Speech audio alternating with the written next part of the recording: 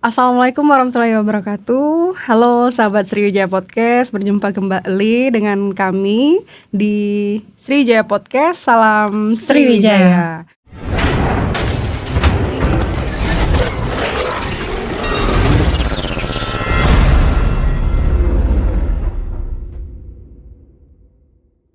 Nah, kembali bersama kami di Sriwijaya Podcast, ruang inspirasi yang menghadirkan kisah-kisah hebat dari para prajurit dan insan berprestasi di jajaran Kodam 2 Sriwijaya serta peran pembangunan di wilayah Kodam 2 Sriwijaya. Baik sahabat podcast, sebelum mulai bincang-bincang kita, izin memperkenalkan diri. Nama saya Sertu Katrina dan rekan saya Sertu Koat Diva. Baik, pada episode kali ini bersama kami telah hadir narasumber yang merupakan satu bantuan tempur dan konstruksi yang bertugas mendukung mobilitas pasukan kawan, membuat jembatan, jalan, serta konstruksi prasarana militer. Mereka juga terlibat langsung dalam pembangunan koperasi Desa Kelurahan Merah Putih. Terlaksananya semua kegiatan ini di bawah pimpinan Kazidam 2 Sriwijaya. sangat luar biasa. Berarti tentara ini bukan hanya fokus di bidang militer ya, berarti bisa juga bangun jembatan ya. Iya dong Mbak, kan tentara kita hebat, Jadi khususnya penasaran. prajurit Kodam 2 Sriwijaya. Iya, baik. Berarti langsung kita tanya saja sama Bapak yang sudah kompeten dalam bidangnya. Mohon izin Bapak, selamat datang di Sriwijaya Podcast, Bapak. Selamat pagi Mbak. Siap, Bapak izin. Mohon izin Bapak berkenan sapa sahabat podcast kami, Bapak izin. Selamat pagi sahabat podcast. Terima kasih.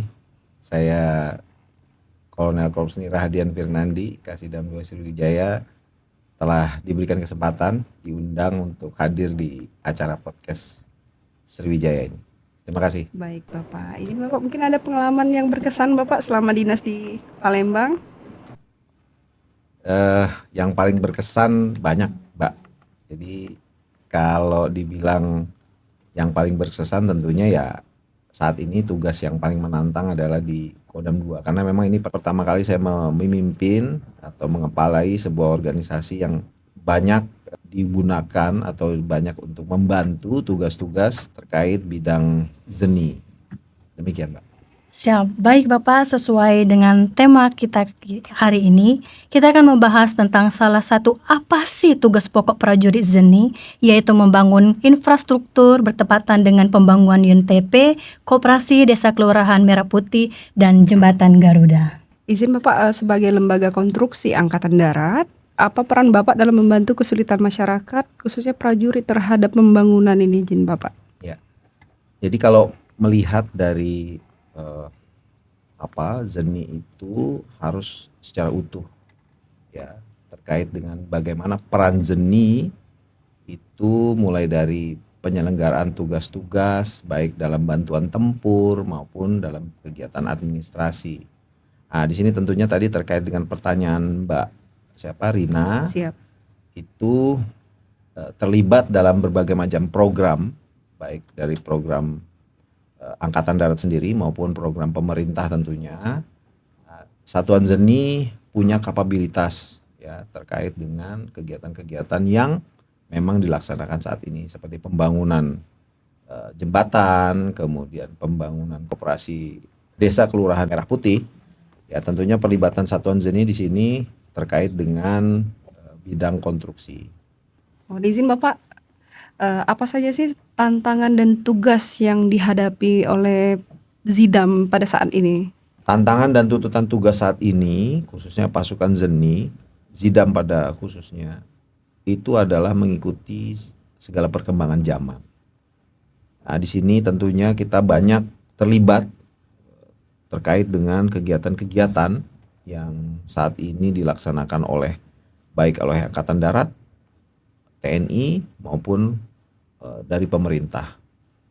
Nah, di sini bisa saya contohkan ada kegiatan program pembangunan jembatan perintis. Jembatan perintis, jembatan Garuda namanya dari TNI Angkatan Darat. Di sini menjadi hotspot dari Angkatan Darat untuk membantu pemerintah untuk memberikan akses jalan jembatan ini untuk bisa menghubungkan dari khususnya di daerah terpencil yang bisa digunakan bagi masyarakat, khususnya anak sekolah juga dimanfaatkan untuk sebagai sarana untuk perpindahan tempat yang menghubungkan dari satu titik ke titik yang lain, khususnya di daerah-daerah terpencil. Berikutnya ada lagi kegiatan pembangunan koperasi desa Kelurahan Merah Putih. Di sini melibatkan prajurit-prajurit di kewilayahan dan Satuan Zeni dilibatkan sebagai pengawas lapangan. Nah, di sini tentunya menjadikan tantangan karena waktu yang diberikan oleh komando atas kita untuk cepat melaksanakan dengan bangunan yang berkualitas serta kuantitasnya yang luar biasa, dan kita harus mencapai itu sampai dengan akhir Juli. Diharapkan di seluruh Indonesia terbangun 32.000 titik KDKMP, termasuk jembatan tadi yang saya jelaskan di awal. Kita sasaran dari Angkatan Darat, khususnya Bapak Kasat, kita mampu membangun kurang lebih 2.500 jembatan sampai dengan akhir tahun ini. Dan ini merupakan challenge buat kita, tantangan buat kita untuk bisa mewujudkan ini. Kalau boleh tahu Bapak, bagaimana proses pembangunannya?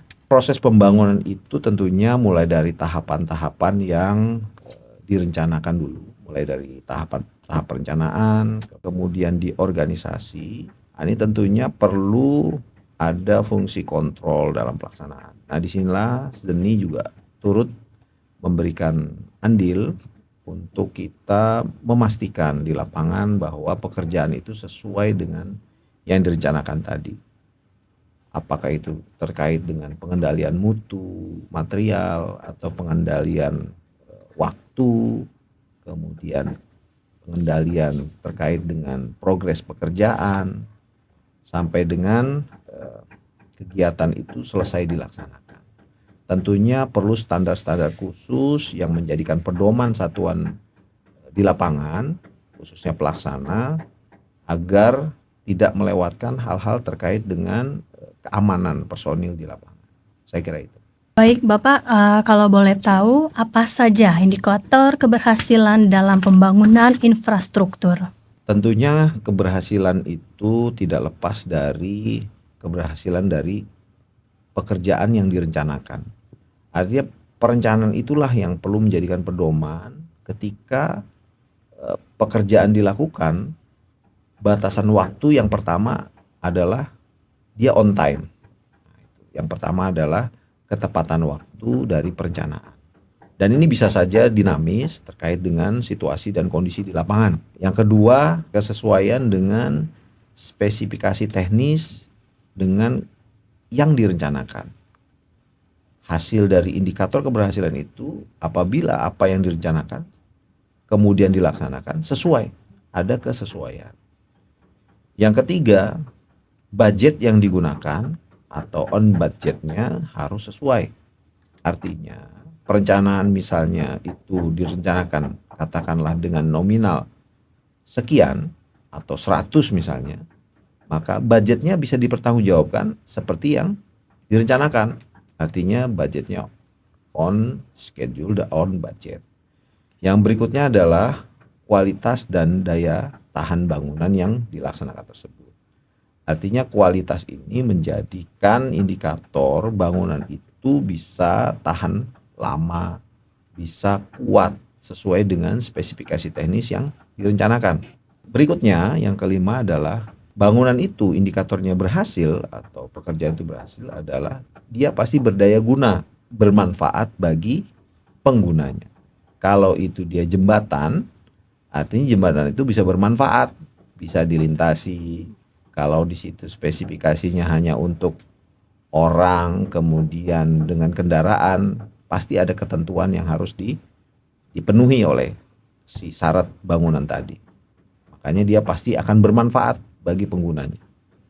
Yang berikutnya, ketika melaksanakan pekerjaan itu, indikator keberhasilannya adalah ketika hasil yang dihasilkan itu bagus, dia juga menjamin keamanan pekerjaan itu mulai dari awal sampai dengan akhir. Dengan kata lain adalah tidak adanya kecelakaan kerja, yaitu zero accident. Berikutnya adalah adalah tertib administrasi dan dokumentasi. Tentunya setiap pekerjaan mulai tahap perencanaan sampai dengan pengakhiran ada kegiatan administrasi yang dilakukan.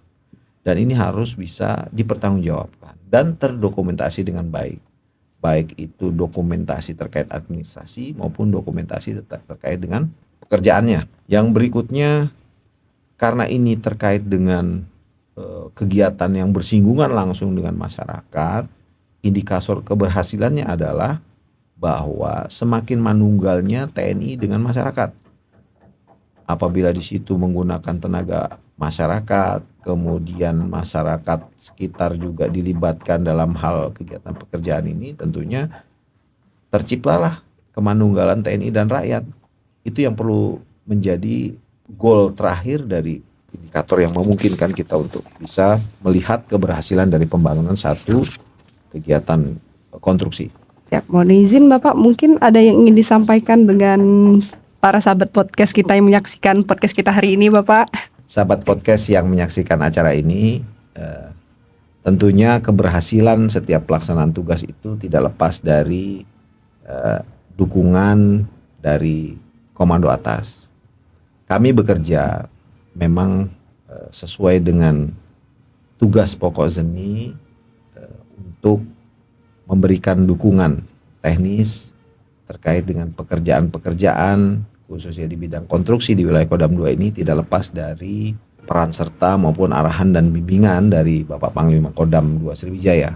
Beliau setiap saat memberikan arahan terkait dengan keberhasilan tugas di lapangan. Kami berharap para pemirsa podcast ini bisa memberikan gaung kepada masyarakat bahwa keterlibatan TNI untuk melaksanakan kegiatan pembangunan merupakan kewajiban dari kami sebagai Tentara Nasional Indonesia untuk mendarmabaktikan sesuai dengan kemampuan kami, baik sebagai unsur bantuan militer maupun sebagai unsur bantuan administrasi untuk mewujudkan kemandunggalan TNI dengan rakyat.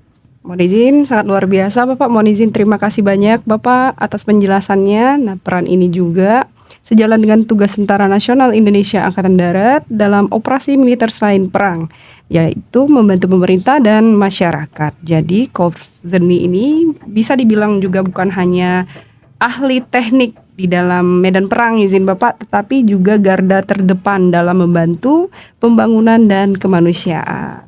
Akhirnya masyarakat semua tahu kalau pembangunan semua infrastruktur itu tidak asal-asalan, izin Bapak, serta meningkatkan kesadaran tentang pentingnya pembangunan infrastruktur, memberikan informasi tentang proses pembangunan dan cara mengontrolnya serta pengawasannya, izin Bapak, dan memberikan gambaran tentang peran prajurit ZENI itu sendiri di masa yang akan datang. Terima kasih telah menyaksikan Sriwijaya Podcast. Sampai jumpa di episode selanjutnya.